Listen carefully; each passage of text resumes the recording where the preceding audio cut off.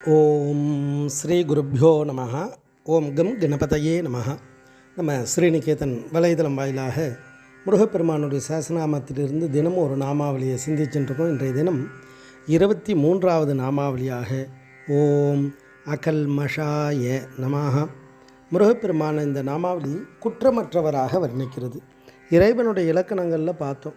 இறைவன் குற்றமற்றவராக நிர்மலராக இருக்கக்கூடிய பரம்பொருள், பரஞ்சோதி ஸ்வரூபமாக இருக்கக்கூடிய அந்த இறை சக்தி, தர்மஸ்வரூபமாக இருக்கக்கூடியது, சத்தியஸ்வரூபம். சத்தியமாவது சரவண பவவேன்வார் பாம்பன் சுவாமிகள். அப்படி இறைவனை குற்றமற்றவராக, ஏன் அப்படின்னா குற்றம் நம்மக்கிட்ட இருக்கக்கூடியது, இறைவனிடத்தில் அது கிடையாது. அதாவது ப்ளஸ் மைனஸ்னு சொல்கிறோம் இல்லையா, ஒரு இடத்துல ஒன்று இருக்கும், இன்னொரு இடத்துல இன்னொன்று இருக்கும். இது இயற்கை இறைவனுடைய படைப்பு ரகசியம். மனிதன் அப்படின்னும்பொழுது, அதனால தான் வள்ளுவ பெருந்தகை சொல்லும்பொழுது குணம் நாடி குற்றம் நாடி சொல்லலை, குற்றமும் நாடி அவற்றுள் மிகை நாடி மிக்க கொலன்றார். அப்படி இந்த ஜீவாத்மா அப்படின்னு இருந்தால் அந்த ஆணவம், கர்மம், மாயை, மும்மலம் சேர்ந்து தான் இந்த ஜீவனை பிறக்கும். அப்போ அப்பழுக்கற்றவன் இறைவன். அதனால தான் மாசிலா மணினே அவரை அடியார்கள்லாம் வர்ணிப்பார். நம்ம ஞானசம்பந்தர் சொல்லும் பொழுது திருச்சிராப்பள்ளி தேவாரத்தில் நன்றுடையானை தீயதிலானை அப்படின்னு வர்ணிப்பார்.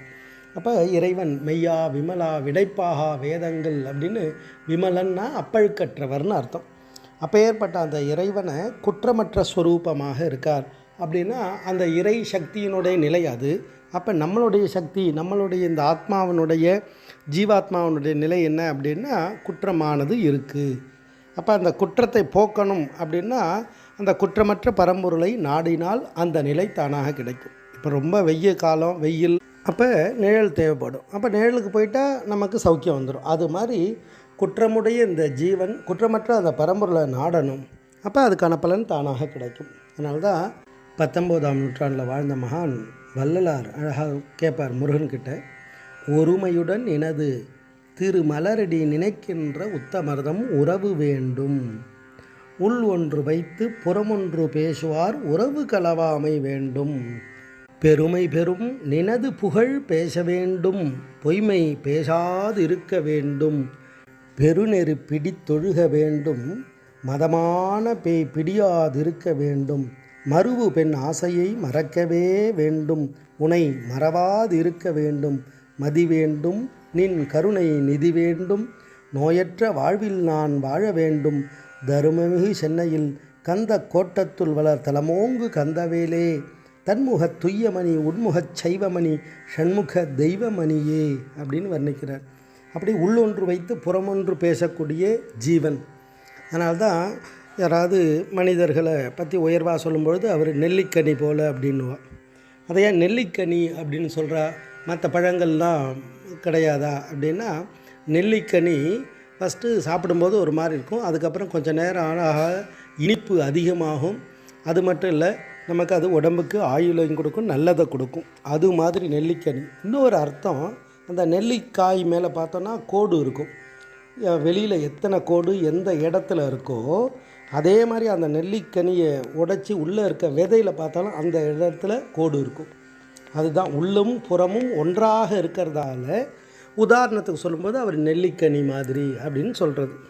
அது மாதிரி மனிதன் கிட்ட இருக்கக்கூடிய குறையை போக்குறதுக்கு இறைவனுடைய புகழ் பாட பாட தன் குறை தானாக விலகும். அதனால தான் அபிராம்பற்று என் குறை தீர நின்று ஏத்துகின்றேன், இனி யான் பிறக்கி நின் குறையே என்று யார் குறைகான் அப்படின்னு கேட்பார். அப்படி அந்த குற்றமற்ற அந்த பரம்பொருளை நம்ம நாடும் பொழுது நமக்கு எல்லா பாக்கியமும் கிடைக்கும். அருணா சுவாமிகள் மனித இயல்பு அழகாக வர்ணிப்பார். புலையனான மாயீனன் வினையிலேகு மா பாதன் பொறையிலாத கோபீகன் முழு மூடன் புகழிலாத தாமீகன் அறிவிலாத காபோதி பொறிகளோடி போய் வீழும் அதிசூதன் நிலையிலாத கோமாளி கொடையிலாத ஊதாரி நெறியிலாத ஏமாளி குலபாதன். அப்பேற்பட்ட அந்த குலபாதகனாக இருக்கக்கூடிய இந்த ஜீவனும் நினது தாளை நாள்தோறும் மனதில் ஆசை வீடாமல் நினையுமாறு நீமேவி அருள்வாயே அப்படின்வர். அப்படி இறைவனுடைய அனுக்கிரகத்தால் அந்த இறைத்தன்மையானது தானாக சித்திக்கும். அப்பேற்பட்ட அந்த இறைவன் அந்த பரம்பொருளை முருகப்பெருமான இந்த நாமாவளி குற்றமற்றவராக வர்ணிக்கிறது. கல்மஷகானா அழுக்கு, மாசு, பாவம் இதெல்லாம் இருக்கும். அப்போ அதுக்கு எதிர்ச்சொல்லானது அகல்மஷம். அப்பேற்பட்ட குற்றமற்றவராக வர்ணிக்கிறது. ஓம் அகல்மஷாய நமஹ. ஸ்ரீ குருப்யோ நமஹ. ஓம் சுப்ரமணியாய நமஹ.